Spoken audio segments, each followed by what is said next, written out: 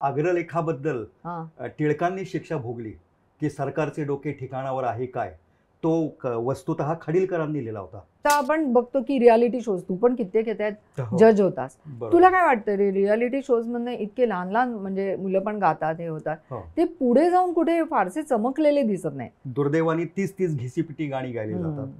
आजकाल तर ठरलेलंच असतं, म्हणजे स्पर्धा सुरू व्हायच्या आधीच की कोणाला जिंकवायचंय. रिअली?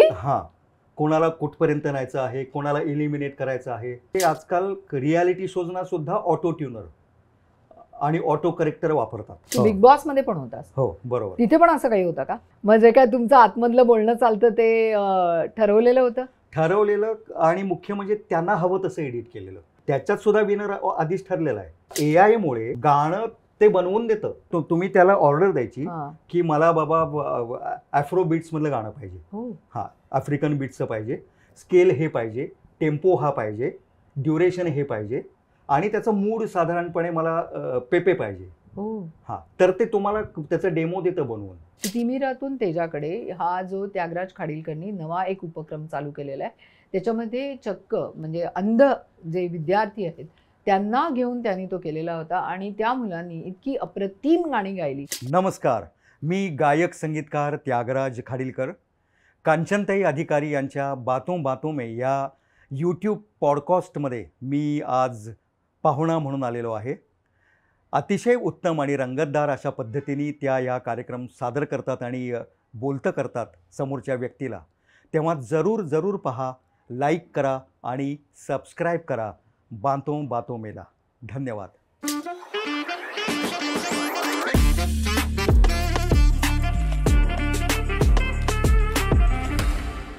हाय हॅलो नमस्कार, मी कांचन अधिकारी. बातों बातों में या माझ्या नव्या कोऱ्या करकरीत यूट्यूब चॅनलमध्ये आपणा सर्वांचं मनपूर्वक स्वागत करत आहे.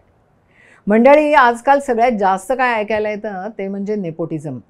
मग तो पॉलिटिकल क्षेत्रातला असो, सिने क्षेत्रातला अर्थात कला क्षेत्रातला असो, संगीत क्षेत्रातला असो, की संगीतकाराचं मूल संगीत क्षेत्रातच जाणार, पॉलिटिक्स म्हटल्यानंतर त्याचा मुलगा पॉलिटिक्समध्ये जाणार, मग ते बाकीच्या सगळ्या लोकांनी सतरंजा उचलायचं कामं करायची.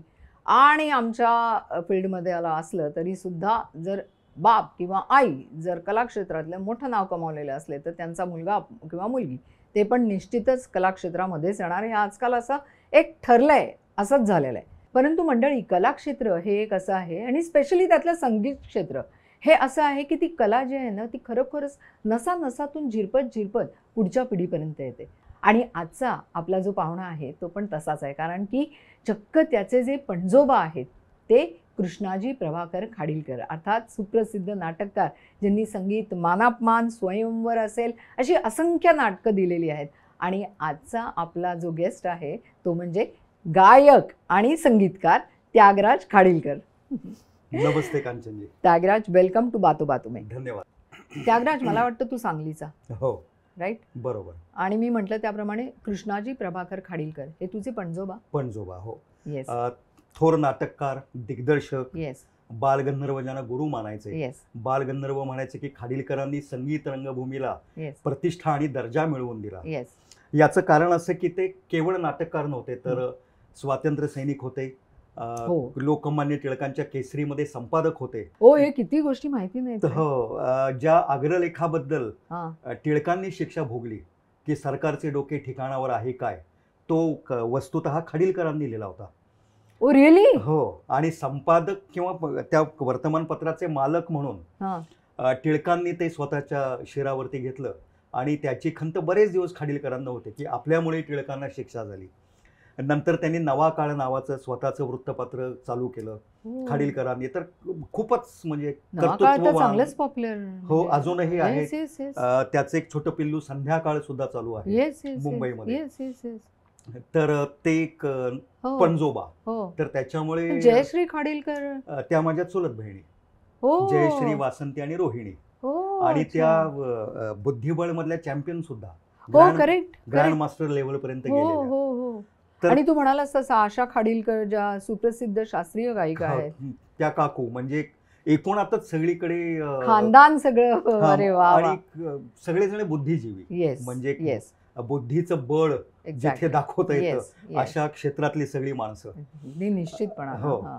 मग त्याच्यानंतर योगायोगाने माझी आजी इंदिराबाई खाडीलकर ही प्रसिद्ध नाट्यसंगीत आणि शास्त्रीय संगीत गायिका, किंबहुना ती गाते म्हणूनच कृष्णाजींनी ती सून म्हणून तिची निवड केली की तिने त्यांना त्यांच्याच नाटकातली पदं गाऊन दाखवली होती मुलगी दाखवायच्या वेळेला. अरे वा. माहितीये का कुठलं पद होतं? नाही, तीच तेव्हा 13 वर्षांची होती बिचारी. तर तो काळच वेगळा होता. 13 वर्षाच्या मुलीचं वगैरे तेव्हा लग्न होत होतं. असो, तो भाग वेगळा. तर त्यामुळे घराण्यातच ती परंपरा. त्यात माझी आई नारदीय कीर्तनकार मंजुश्री खाडीलकर. तर त्याच्यामुळे पणजोबा, आजी, आई म्हणजे असा दिवसच नाही की घरामध्ये संगीताचं, साहित्याचं किंवा नाटकाचं काही वातावरणच नाही. मी म्हणेन यू आर डॅम लकी. हो, अक्षरशः. म्हणजे डोळे उघडायचे तेव्हा आजी तरी रियाज करतेय, तिच्याकडे कोणीतरी शिकायला आलेलं आहे, आईचं काहीतरी अध्यात्मातलं चालू आहे. माझी चुलत बहीण वर्षा भावे, ती आता कलांगण म्हणून एक संस्था मुंबईमध्ये चालवते. आम्ही एकत्र कुटुंब होतं, त्यामुळे ती रियाज करतेय. मोठी बहीण किंवा ती म्हणजे सतत चालूच आहे सतत. त्यामुळे ते संस्कार घरामध्ये होतेच, म्हणजे संगीताचं वातावरण होतच. आणि वीणा तुझी बायको, ती उत्तम कीर्तनकार आहे. ती पण कीर्तनकार आहे आणि ती पण संगीत व्यवस्थित शिकलेली आहे. म्युझिक MA केलं तिने शास्त्रीय संगीतात. तर त्याच्यामुळे सहचरिणी पण त्याच विषयातली मिळाली. तिचे वडील कीर्तनकार. तर हो, तर त्याच्यामुळे मी एक सांगते, माझी आई पण कीर्तनकार, कुसुम घारपुरे. आता नाही आहे ती, पण मी नाव ऐकलेलं आहे त्यांचं. तर हे सगळं वातावरण असल्यामुळे ते संस्कार निश्चितपणे झाले. आणि खरं तर अत्यंत विनयाने मला म्हणावं असं वाटतं की पणजोबांपासून आतापर्यंतची परंपरा बघता त्या मानाने मला काहीच येत नाही. नाही, हा तुझा विनय आहे.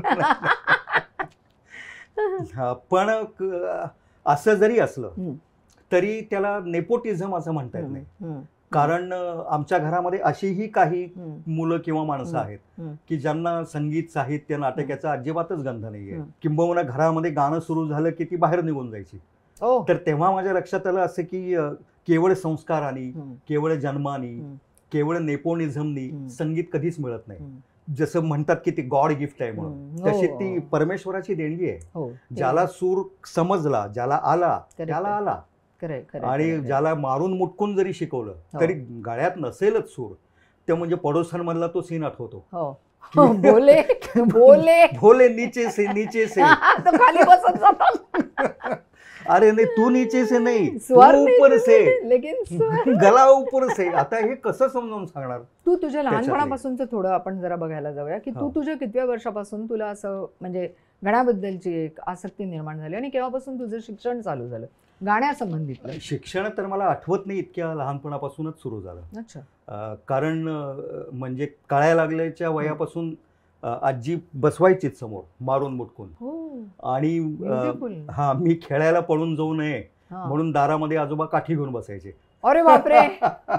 मग रडत रडत का होईना गाणं शिकावं लागायचं. अच्छा. मग एकदा आमच्या सांगलीच्या जवळच वालचंद नगर म्हणून आहे, तिथे आमच्या आजीची मैफल होती गाण्याची. आणि मी हट्ट धरला की आजी गाते स्टेजवर तर मी पण गाणार म्हणून. म्हणजे रडारड वगैरे पार. मग शेवटी त्यांनी अनाऊन्स केलं की आता इंदिराबाईंचा नातू त्यागराज खाडीलकर एक पद सादर करेल. त्यावर ऑडियन्स मध्ये मी असं करत मी स्टेजवरती गेलो. म्हणजे तेव्हापासूनच ती काय गायला होतास तेव्हा? स्वयंवर मधलं पद होतं एक. मम सुखाची मम सुखाची ठेव देवा तुम्हा पाशी देवा, असं ते भक्ताला म्हणलं तिलक कामोत रागातलं आहे. तर ते गायलं आणि लोकांना आश्चर्य वाटलं की अरे 4-5 वर्षांचा मुलगा मस्तपैकी बसून. तेव्हापासून स्टेजवरती जाऊन गायचं आणि वगैरे वगैरे, मग ती सुरुवातच झाली.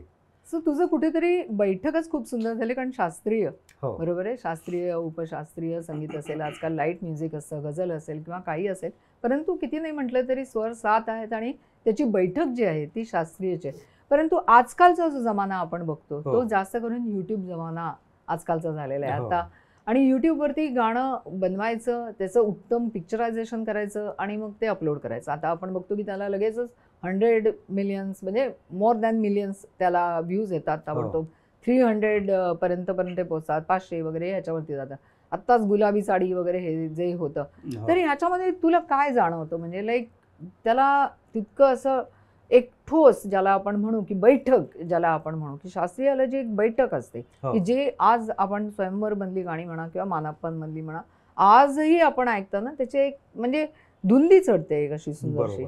ह्याचं शॉर्ट लिव्ड ज्याला आपण म्हणू हे असं असतं. त्याच्याबद्दल तुला काय वाटतंय? यातली बरीचशी गाणी म्हणजे युट्यूबवरती आता येणारी वन सॉन्ग वंडर्स असतात. म्हणजे त्यातले ते गाणारे किंवा संगीतकार किंवा हे नंतर कुठेच सापडत नाहीत. एकच गाणं काहीतरी चमकून जातं. बरं, त्याच्या मागे खूप वेगळं अर्थकारण, राजकारण पण आहे. म्हणजे अर्थकारण खूप मोठं, बूस्ट करणे, अमुक करणे, तमुक करणे वगैरे वगैरे. आजकाल पैसे घेऊन व्ह्यूज वाढवले जातात किंवा सबस्क्रायबर्स वाढवले जातात आणि त्याच्यासाठी पैसे टाकायला लोक तयार आहेत सध्या की एक तरी गाणं मिलियनवर गेलं पाहिजे, हे because of that they get another so many म्हणजे सॉंग्स.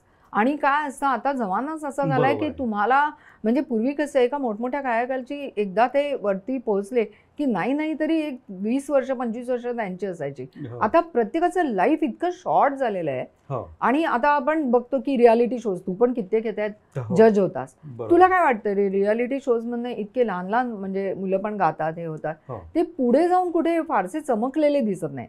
काही डेफिनेटली झालेले आहेत. म्हणजे आता नेहा कक्कर असेल किंवा हाताच्या बोटावर श्रेया घोषाल, नेहा कक्कड, म्हणजे यादी संपते 2-3 एक दोन ह्याच्यामध्ये. मला वाटतं सोनू निगम मंड्यातून नाही, तो तर अँकर होता, पार्टिसिपंट नव्हता कधी. पण श्रेया किंवा सुनिधी, इव्हन अवधूत पण त्याच्यामध्ये होता, हे सगळे पार्टिसिपंट होते.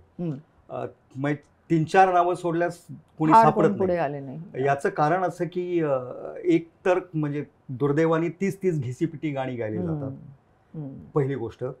दुसरी गोष्ट, त्याच्यामध्ये सुद्धा म्हणजे आजकाल तर ठरलेलंच असतं, म्हणजे स्पर्धा सुरू व्हायच्या आधीच की कोणाला जिंकवायचं आहे, रिअली, कोणाला कुठपर्यंत न्यायचं आहे, कोणाला एलिमिनेट करायचं आहे. तुम्ही कितीही चांगले गा, जर आधीच ठरलं असेल की ह्याला एलिमिनेट करायचं आहे तर ते करतातच. कसं shocking thing for me to.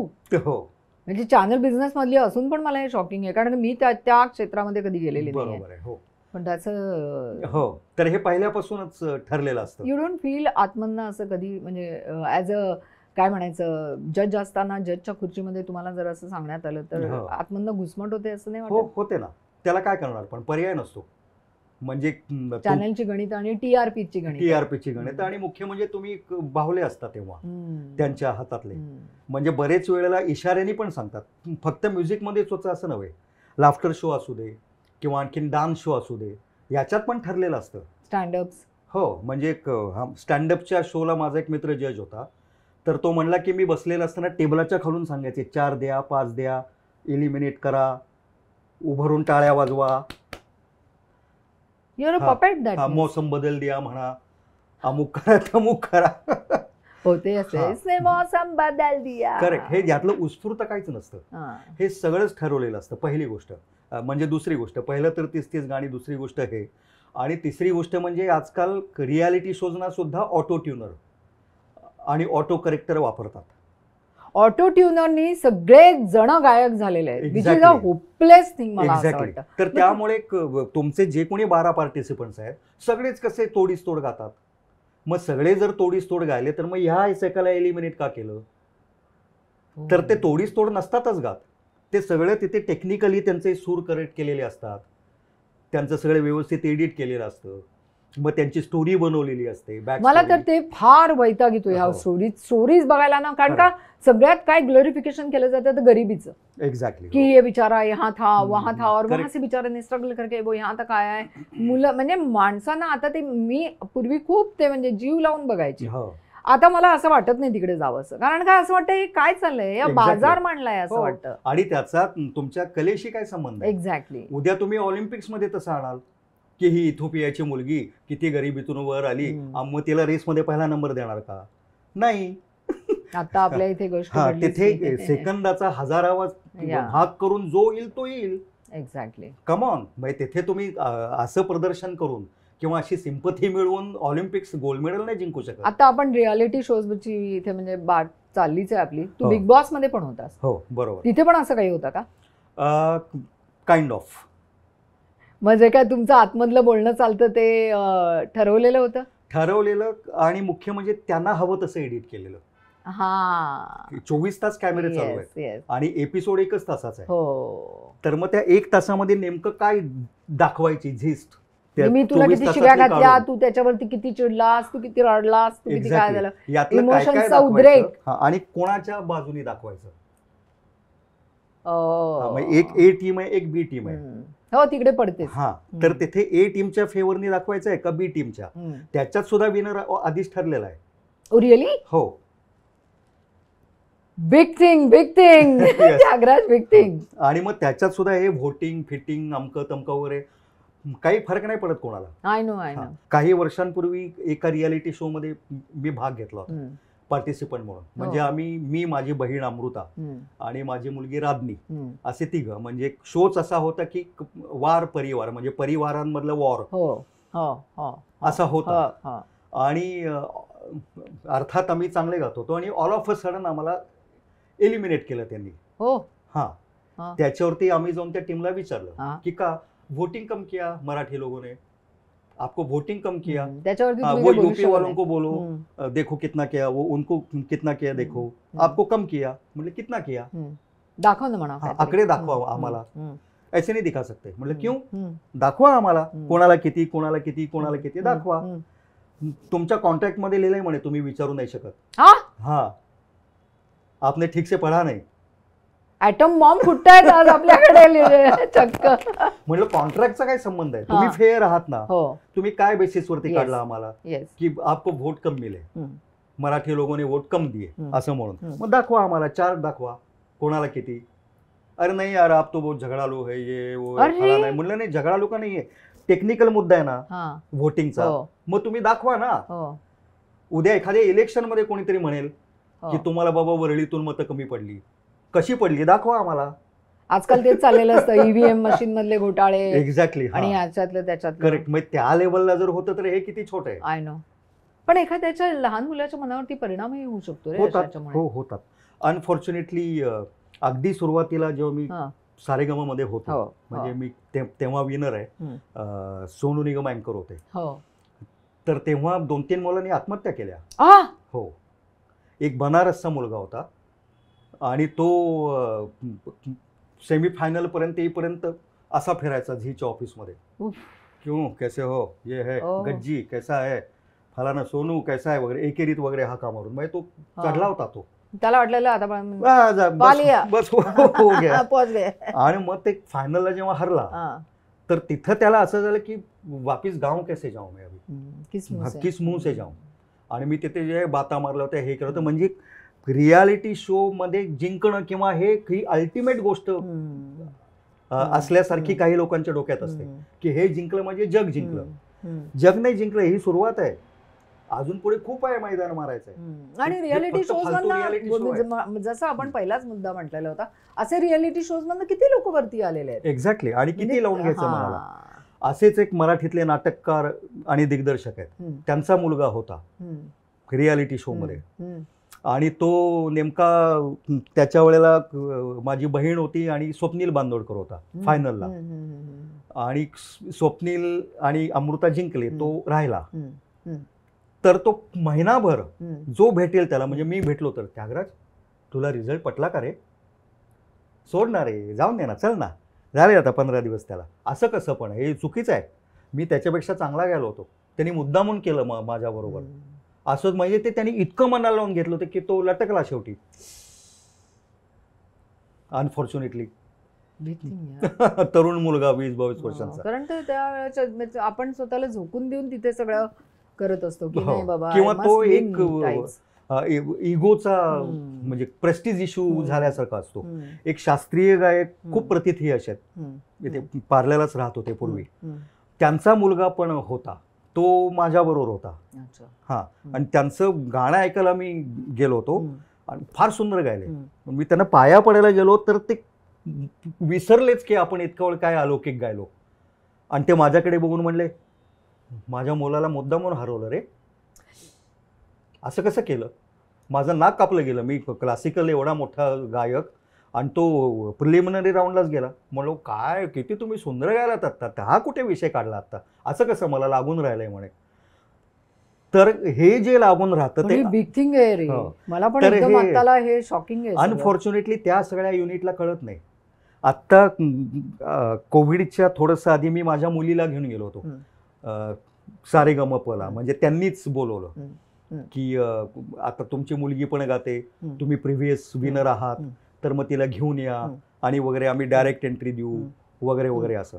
तर मग एका व्हेन्यूला सगळ्यांना बसवलं होतं पार्टिसिपंटना आणि समोर स्टुडिओ होता. तर ते ऑडिशनला 10 मुलांना घेऊन जायचे तिथे ऑडिशनला.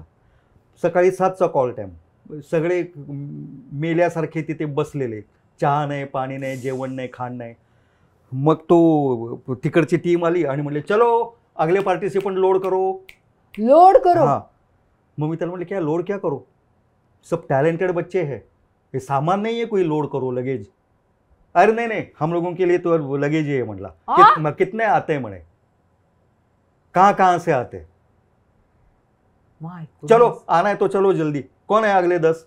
ही किंमत आहे. कलाकार हा किती संवेदनशील असतो, किती त्याचं इमोशनल असतो तो. अशा वेळेला हे अशा तऱ्हेचं, my god, this is a Tyagaraja. हे आत्ता माझ्या स्वतःच्या आयुष्यामध्ये मी हे पहिल्यांदा ऐकते. हो, इट्स अ बिग थिंग. आणि खरोखरच कुठून कुठून आलेली मुलं, पूर्ण देशातून, छोट्या छोट्या गावातून, काही स्वप्न घेऊन आलेली. कोणी लॉबीमध्ये झोपलंय, कोणी सोफ्याखाली झोपलंय, कोणी काय काढून येतात रे. हा, मग तिथे मग जेवण लावलं की मग चलो खाना खालो, मग सगळ्यांनी झोंबडीने येऊन हे. अरे काय तुम्ही कलाकार आहात रे. तुम्ही इथे कुठल्या तरी भरतीसाठी नाही आलेला आहात, बाजार झाला. हो, अक्षरशः. त्यामुळे त्यांना त्याच्याची काही देणं नाहीये. त्यामुळे अगले पार्टिसिपंट लोड करो, मग त्यातले कोणीतरी हा चलो सिलेक्ट करो, बाकी को घर भेज दो. मग बाकीच्याकडून कॉन्टॅक्ट करून घ्या की जे काही प्राइज मनी मिळतील ते परत तुम्ही द्याल वगैरे वगैरे. परत द्याल. हां, नंतर जे काही शोज होतील पुढे, कारण जो विनर किंवा हे असतो रनर अप, त्यांना मग ते शोज नाव वापरतात पुढे. त्याची हवा किती असते, 2 ते 3 महिने. हां, मग तुला जितके मिळतील त्यातले 50% आमचे, म्हणजे तुला 50,000 रुपये मिळाले एका शोला, 25 आमचे. आणि कॉन्ट्रॅक्ट केलंय आमच्याशिवाय दुसऱ्या कोणाही बरोबर शो करायचा नाही. गळचेपी झाली. हो, परस्पर शो करू शकत नाही. हे मी पण विचारलेलं आहे दुसऱ्या विनर मुलांना. अरे नाही रे, मी कॉन्ट्रॅक्टमध्ये आहे ना चॅनलच्या. मग अरे गुपचूप जरी शो केला तरी मग कोणतरी सोशल मीडियावरती टाकतं, कळतं, हां, पोस्टर टाकतं, मग ते शोचे फोटो टाकतात की हॅड अ ब्युटिफुल शो, अमुक तमुक तमुक, मग ते त्यांना कळतं. बापरे बापरे बापरे. मग खूप पुढे भानगडी होतात. त्याच्यापेक्षा नको, एवढे 2-3 वर्ष जाऊ देत, मग आपण करू. माय गॉड, आज मी अक्षरशः थक्क झाले सगळं, म्हणजे ऐकून. म्हणजे काय माझं एक हे होतं की नाही बाबा, हा शो इतका पॉप्युलर आहे, हे बघायला पाहिजे सगळं, म्हणजे. हो, आणि त्यांच्यासाठी हे फक्त पॅकेज आणि एंटरटेनमेंट आहे. हो, हां, आणि आता घरी बघणाऱ्या लोकांसाठी सुद्धा ती मैफिल आहे. कोणीही व्होट करत नाही, सगळ्यांना कळून चुकलेलं आहे. पूर्वी एक वेळ होती की जेव्हा पटपटकन लोक हे करून व्होट बीट करायचे सुरुवातीला. किंवा त्याच्यासाठी त्यांचं ऍप डाउनलोड करा, व्होट करा, अगदी सुरुवातीला. मग एक मुलगा मराठीतला जिंकला होता तेव्हा, तर तेव्हा का तर म्हणे गाता तो अच्छा ही आहे लेकिन उसकी स्माइल बहुत अच्छी आहे, हां, असं म्हणून त्याला खूप व्होटिंग मिळालं होतं. नंतर आणखीन कोणी विनर होते, त्यांनी स्वतःच 10 लोकांना सिम कार्ड देऊन बसवलं होतं की मला व्होट करत राहा म्हणून. तर त्याच्या मित्राने सांगितलं व्होट करून करून अंगठी दुखले आमचे म्हणून. आणि व्होट करून तुमचा गळा तितक्या लेवलचा बनणार आहे का बेसिकली? एक्झॅक्टली. म्हणून मग ते पुढे कुठेच दिसत नाही. कारण पहिली गोष्ट म्हणजे हे सगळं मॅनेज केलेलं असतं, आणि दुसरी गोष्ट जे हे सगळं घडवतात त्यांना देणे घेणं नसतं. त्यांच्यासाठी उरकलं, चला नेक्स्ट शेड्यूल, म्हणजे हे संपता नेक्स्ट सीझन. हां, ते आधीचं संपतानाच पुढच्याची अनाउन्समेंट होते. म्हणजे हे all over India, all over world मधनं पण कधी कधी म्हणजे पहिल्या वेळी मी थक्क झालो होतो की आमचं पहिलेच शेड्यूल होतं. येस आणि तेव्हा विनर बिनर म्हटल्यानंतर झालं असं मला वाटलं होतं. येस. तर तेव्हा सोनू निगम म्हणाले अँकरिंग करताना, तो चलिए आज के तो विनर ये है, फलाने है, वो है, तो मिलते हैं अगले पड़ाव में, अगले हफ्ते से. तो मी पटकन म्हटलं म्हणजे संपलं नाही आहे, I am not the last. हे निघत राहणार दर 3 महिन्यांनी विनर. आणि म्हणूनच पुढे जाऊन कुठेच त्यांच्या करिअर घडताना आपल्याला दिसत नाही. एक्झॅक्टली. एनिवेज त्यागराज, तू तर एका सुंदर बैठकीतून आलेला आहेस आणि त्याच्या पुढे जाऊनही तुझी सिनेमातली गाणी असू दे, सिरियलमध्ये असंख्य गाणी तू गायलेला आहेस, त्याबद्दल आम्हाला सांग. सिनेमात मी खूप पहिल्यापासून मला संधी मिळाली. पुण्यामध्ये असताना आनंद मोडक नावाचे संगीतकार होते. नंतर ज्येष्ठ संगीतकार राम कदम, आमच्या सांगलीचे बाळ पळसुले म्हणून संगीतकार होते. मग जेव्हा मी मुंबईला आलो तेव्हा मुंबईमध्ये मग अशोक पत्की, अनिल मोहिले वगैरे वगैरे, अगदी अवधूत माझ्या एका सिरियलचं अतिशय गाजलेल्या उचापती प्रशांत दामलेच्या, ते फारच त्याची एक छोटीशी झलक दाखव ना. हो, कारण ते वेगळंच होतं. एक तर 5 मिनिटाची ती होती आणि उच्चांक गाठलेला त्यांनी.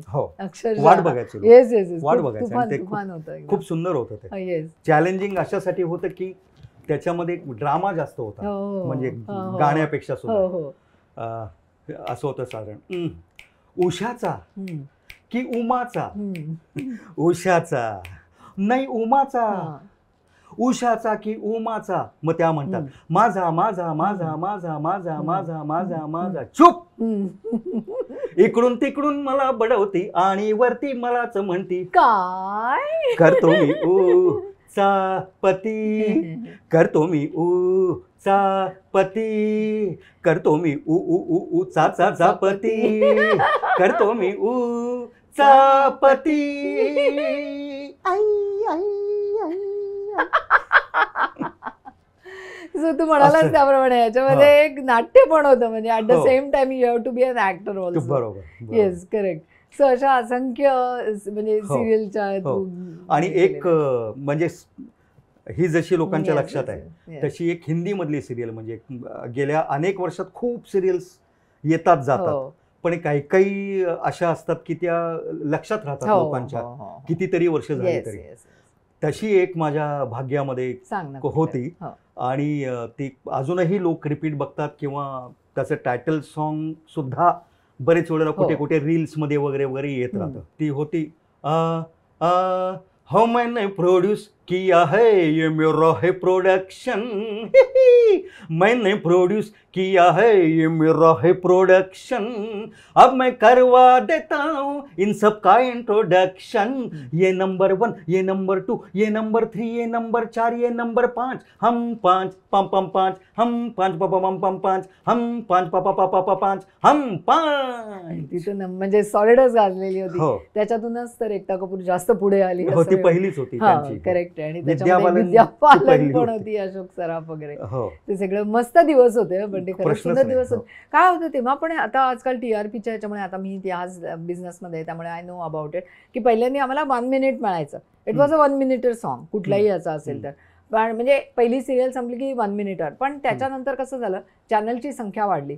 जसजशी चॅनलची संख्या वाढली तसं कॉम्पिटिशन वाढली. आणि कॉम्पिटिशन वाढल्यामुळे आता ती संकल्पनाच मोडीत निघाली की 1-1 मिनिटचं जे काही ती सिरियलची गाणी असायची ती आता म्हणजे मोडीत झालेले. त्यामुळे पहिली सिरियल संपली की लगेच दुसरंच चालू होतं. कित्येक वेळेला कळतच नाही पण काय बघतोय, आपल्याला काय येतं. I have stop to watching it. कारण का असं एकदम तिकडे असं म्हणजे मन ओढा घेत नाही. म्हणजे मी तर आता एवढं दामिनीसारखं एवढं मोठं आलं हे बनवलं, परंतु कसं होतं तेव्हा एक लोकांना माहिती असायचं आणि मोठमोठ्याले गायक असायचे तेव्हा. म्हणजे दामिनीचं कविताने गायलेलं होतं, कविता कृष्णमूर्ती. परंतु आता बघायला गेलं तर सिरियलची गाणी गेलेली आहेत.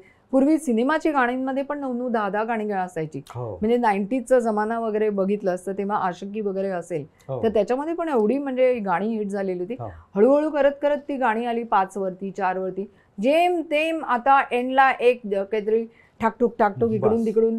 आणि आजकाल डान्स पण सगळा म्हणजे काय म्हणतात ते कसरती केल्यासारखा जो सगळा असतो, कवायत डान्स म्हणायचं त्याला, सो गाणी जी सिनेमातली असतील किंवा सिरियल मधली तर आता लोपच पावलेले हो. संख्या कुठेतरी म्हणजे कमी व्हायला लागलेली आहे. बरोबर, त्याच्यामुळे त्याच्याबद्दल तुला काय म्हणायचं, म्हणजे याचा परिणाम ऑफकोर्स गायकांवरती म्हणजे होतोच. निश्चितपणे एकूण संगीतावरतीच झालेला आहे. त्याच्यामुळे मग नवीन गायक, संगीतकार, कवी यांना युट्यूब किंवा रील्स याच्याशिवाय मग माध्यमच राहिलेलं नाहीये व्यक्त होण्यासाठी. yes. पूर्वी सिनेमातली गाणी मग ती रेडिओवरती पण यायची, हो छायागीत मध्ये यायची, हो, टीव्हीवरती हो, हो. किंवा आणखीन कुठे म्हणजे आणि ते मुंबई पुन्हा दूरदर्शन ऐकली जायची. Yes. गणेशोत्सवात लागायची Yes, yes, yes, रस्त्यामध्ये. yes, yes. मी लहानपणी कित्येक वेळेला गणेशोत्सवात पेंडॉलच्या बाहेर उभं रेकॉर्डचे रेकॉर्ड ऐकलेत, हा. कारण ते लावायचे. नाही. मला अजूनही आठवतं म्हणजे कुदरत सिनेमातली गाणी, सनम हो, तेरी कसम मधली गाणी हो.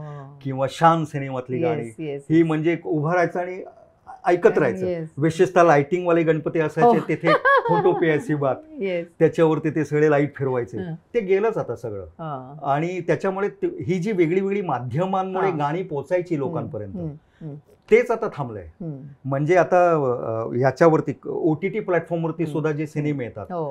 गाणी वगळलेलीच असतात. गाणी नसतातच त्याच्यामध्ये. आता आला तर नाव एखादा मुखडा, तोही बॅकग्राऊंडला. एक्झॅक्टली. म्हणजे कुठल्याच सिनेमात नसतातच. म्हणजे त्याचं आणि आजकाल कसं झालेलं आहे, more on the background music. See हो. कपल ऑफ थिंग्स ज्याचं background music has become so more popular hmm. Than any songs. Hmm. असं पण कित्येक ठिकाणी आपल्याला बघायला मिळालं. बरोबर आहे.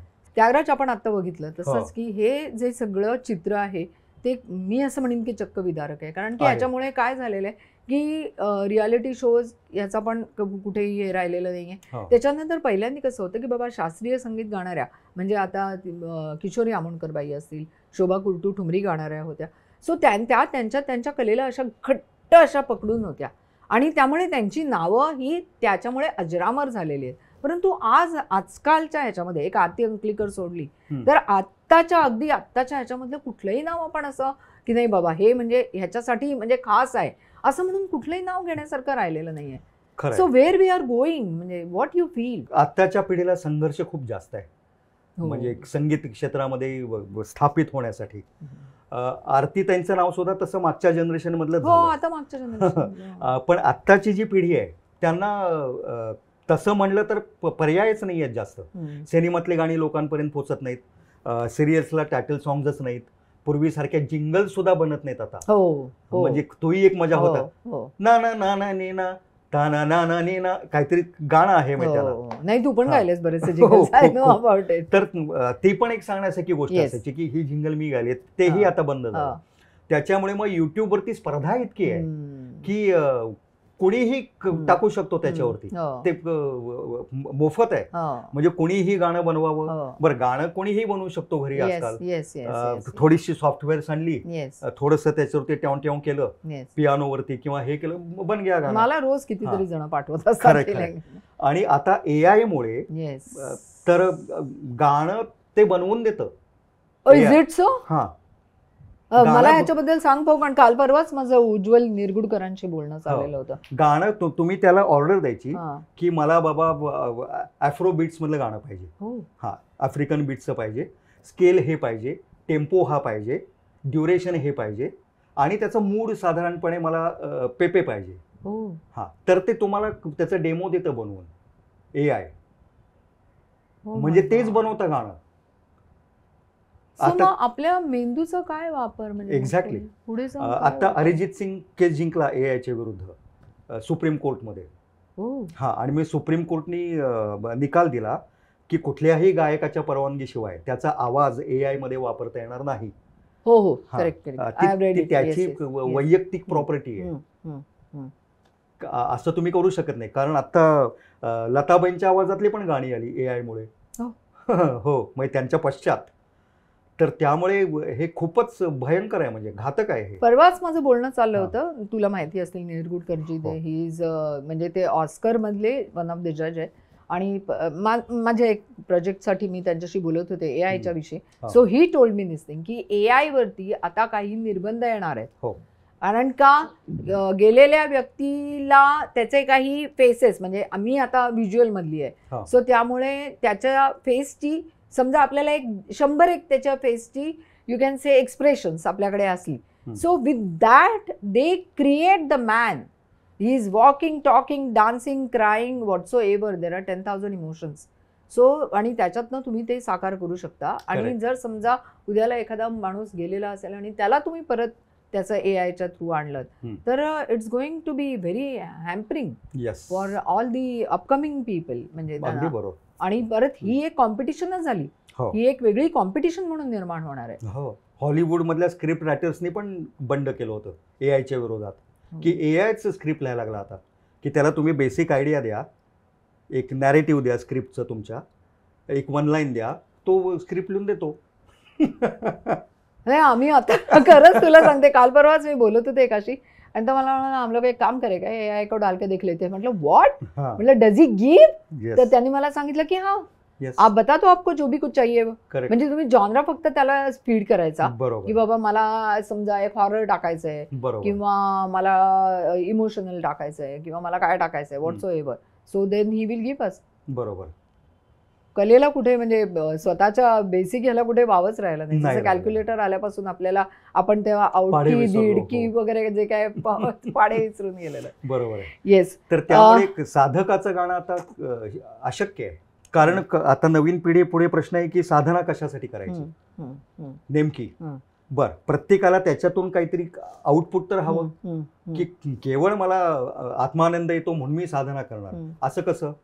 मग कमाईचं काय, घर कसं चालणार, खरंय, हा, खरंय, तुमचं खरंय. संसाराचं कसं, खरंय, खरंय. तू गात बसलास, तुझं इलेक्ट्रिकचं बिल कोण भरणार? Exactly. म्हणजे पैसे तर कमवायला पाहिजे, Yes, yes, म्हणजे ऍट द सेम टाइम दुसरं काहीतरी व्यवसाय केला पाहिजे, Yes. त्याच्यातून साधनेला वेळ किती उरणार? yes, बरं, साधना करून करून माझं क्लासिकल ऐकायला कोण येणार? एक्झॅक्टली. या हे फार इतकं गुंतागुंतीचं आणि फार भयंकर झालेलं आहे. नाही, पण तरी सुद्धा ह्याच्यावरती तुझ्या एका प्रोग्रामला ज्याला तुम्हाला बोलवलं होतंस हो. त्याच्या टायटलमध्ये सगळं आलेलं आहे, हा. तिमिरातून तेजाकडे. मी तुम्हाला सांगू इच्छिते की तिमिरातून तेजाकडे हा जो त्यागराज खाडीलकरनी नवा एक उपक्रम चालू केलेला आहे. त्याच्यामध्ये चक्क म्हणजे अंध जे विद्यार्थी आहेत त्यांना घेऊन त्यांनी तो केलेला होता आणि त्या मुलांनी इतकी अप्रतिम गाणी गायली. मी स्वतः त्या कार्यक्रमाला हजर होते आणि खरोखर त्यांना यांनी शिकवलंय. त्यागराज, त्याबद्दल आम्हाला सांग. मी जास्त बोलत नाही, हो, मी तो पाहिलाय आणि हो. मला म्हणजे अक्षरशः मनाच्या अंतर्मनापासून आणि डोळे पाणावलेले आहेत, अक्षरशः डोळे पाणावलेले आहेत. आणि तू इतक्या मनाच्या अंतर्मनापासून ते करत होतास ना, हो. की खरंच हॅट्स ऑफ टू यू. म्हणजे मला कौतुक आहे तुझं त्यागराज. बाकी कोणाला काही वाटो, मला तुझं खरंच कौतुक आहे. म्हणजे आज मला तू इथे येण्याआधी आपली किती फोनाफोनी झालेली होती, हो. पण आम्ही म्हटलं नाही, म्हटलं जो माणूस इतकं सुंदर काम करतोय सोसायटीमध्ये, जे काही स्पेशली एबल्ड आहेत त्याबद्दल तूच बोललेलं बरं. मी गप्प बसते, मी पाहिलं आहे ते. हो, खरं तर ही कल्पना माझ्या पत्नीची आहे, वीणा. आमची एक संस्था आहे स्वरकुल, म्हणजे जी माझ्या आजीनी इंदिराबाईंनी आणि भारतरत्न पंडित भीमसेनजी यांनी स्थापन केली 1986 साली, जेव्हा मीच 18-19 वर्षांचा होतो. तर मधल्या काळामध्ये माझं स्वतःचं करिअर, स्वतःला स्थापित करणे, घर संसार वगैरे, त्या भानगडीत ते थोडं मागे पडलं. ती संस्था पुन्हा एकदा पुनरुज्जीवित करायची कल्पना वीणाची. आणि मग ती केल्यानंतर, जर ही सामाजिक संस्था आहे आणि त्याची नोंदणी आहे धर्मादाय आयुक्तालयाकडे, तर मग आपण काही करत का नाही, म्हणजे चॅरिटी वर्क का नाही करत? असं करता करता तिला एकदा लोकलच्या प्रवासामध्ये मुलगी गात होती, अंध, आणि शिवाय ती अपंगही होती, म्हणजे जयपूर फूट लागलेला तिचा, आणि खणखणीत आवाजात अतिशय सुरेल गात होती ती. तेव्हा तिच्या लक्षात आलं की ह्या अशा मुलांना, ज्यांना गाणं कळतं पण ज्यांच्यावर एक संस्कार नाही आहेत, ज्यांना आपण काय गातोय ते माहिती नाही, त्याचं शास्त्र नाही माहिती, अशांना शिकवून तयार केलं तर तिला पत्ता विचारला. अर्थात तिच्याकडे फोन बिन वगैरे असायचा काही संबंधच नव्हता. हा, मग एकदम ह्याच्यातून मग तिने शेजारच्या कोणाचा तरी नंबर तिच्या आईनी लिहून दिला. कर्जतच्या पुढे वांगणी नावाचं स्टेशन आहे, तिथे ती राहणारी मुलगी होती. मग सुरुवातीला ती, आणि मग इतर आम्ही शोधत गेलो मुलं. काही आपल्या दादरला होती तर अशी मुलं आम्ही शोधून काढली. त्यातली जी अतिशय टॅलेंटेड, त्यांचं आम्ही वर्कशॉप घेतलं, त्यांना गाणं शिकवलं. आणि मग त्याच्यातून अशी कल्पना पुढे आली की यांच्या आवाजात आपण नवीन गाणी का करू नयेत, म्हणजे यांचा अल्बम का करू नये. आणि ही तेवढी केपेबल आहेत मुलं, तर मग त्यांना ती नवीन गाणी कंपोज करून ती शिकवून ती गाणी सुद्धा कविता आम्ही महाराष्ट्रातल्या वेगळ्या वेगळ्या प्रांतातल्या कवींच्या शोधल्या. म्हणजे मला शक्य असतं तर प्रथितयश कवी मी मुंबईतले घेऊ शकलो असतो. हो, पण नाही, तू नवीन आणि नवीन चाली लावल्यास, नवीन चाली तर ते बांधल्यास. कवी सुद्धा कोणी वर्ध्याचे, कोणी गोंदियाचे, कोणी कोल्हापूर, म्हणजे जे पण अप्रकाशित आहेत किंवा कधीच त्यांना संधी मिळालेली नाहीये, असे सगळे कवी त्यांना संगीतबद्ध केला आणि आम्ही आमच्या संस्थेच्या खर्चातून तो अल्बम निर्माण केला. त्या मुलांची पहिली प्रतिक्रिया अशी होती की त्यांनी स्टुडिओच कधी पाहिला नव्हता. अजूनही पाहिला नाहीच आहे कारण ते अंधे आहेत, पण अनुभवला नव्हता. ज्यांच्या कोणाबरोबर कुणी आले होते म्हणजे नातेवाईक किंवा मित्र वगैरे असे, तर ते घाईवरून म्हणाले की तुमच्यामुळे आम्हाला रेकॉर्डिंग स्टुडिओ कळला कसा असतो. हा, आणि मग त्यांना हेडफोन लावून माईक वरती गाणं वगैरे वगैरे हे सगळंच इतकं नाविन्यपूर्ण होतं. आणि ती मुलं म्हणली की आमच्या आवाजात पण गाणं बनेल कधी, स्वतःच इंडिपेंडंट, याची आम्ही कधी कल्पनाच केली नव्हती. आणि काय उत्तम गायली होती सगळी जण, उत्तमच, प्रश्नच नाही. म्हणजे अनुराधाताई पण आलेल्या होत्या त्या कार्यक्रमात, तुम्ही आला होता, अनुराधाताई होत्या, आणि आपल्या फील्ड मधले सगळे, विजय पाटकर होता, त्याच्यानंतर बरेच जण आले. त्यानंतर अनुराधाताईंनी त्या मुलांना त्यांच्या घरी बोलवून खास आमचा सत्कार केला, सगळ्यांना रोख बक्षीस दिली. ब्युटिफुल. आणि मला अरुण पोडवाल यांच्या नावाचा पुरस्कार देखील दिला. आणि त्यांनी त्यांच्या परीने खूप कौतुक केलं, तर त्याबद्दल आम्ही त्यांचे ऋणी आहोतच. पण हा एक काहीतरी वेगळा.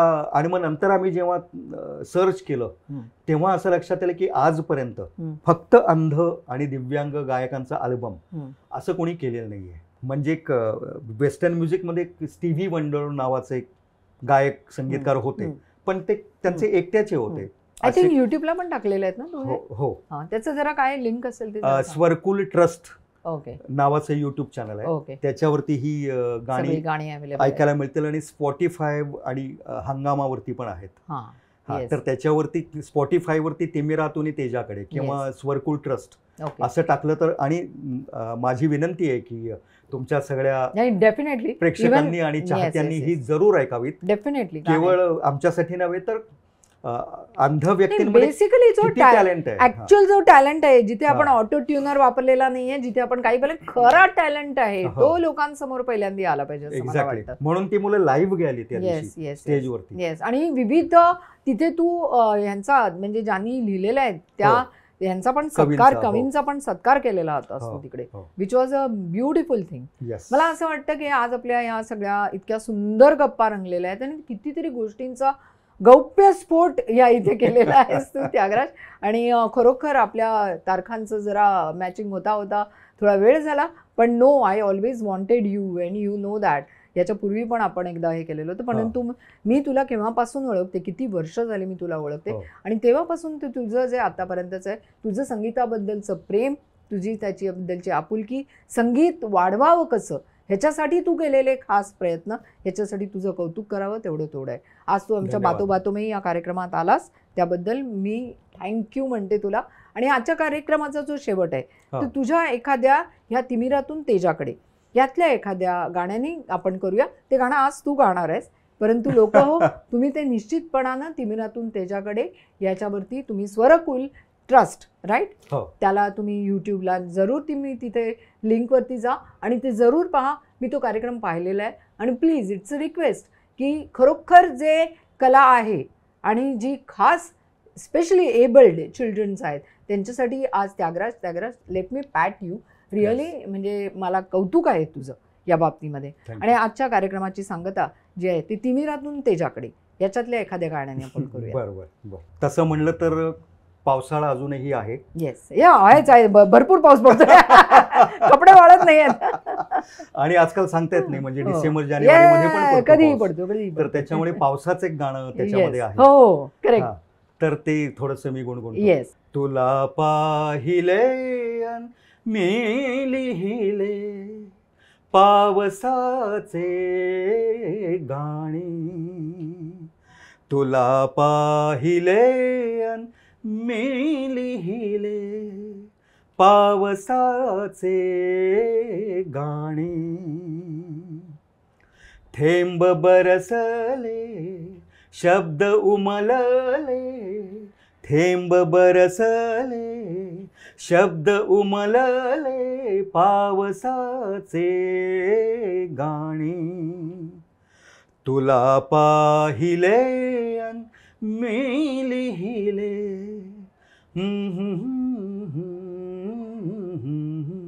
वा, मस्तच. मंडळी, बातो बातो में या माझ्या पॉडकास्टमध्ये आज गायक संगीतकार त्यागराज खाडीलकर आलेला आहे आणि त्याला आद्या या हर्बल प्रॉडक्टतर्फे ही एक छोटीशी भेट. हे फार सुंदर प्रोडक्ट्स आहेत, हे स्वतः मी वापरलेले आहेत आणि they are all herbal basically. Thank you so much for coming Tyagaraj. आणि धन्यवाद मला बोलवल्याबद्दल.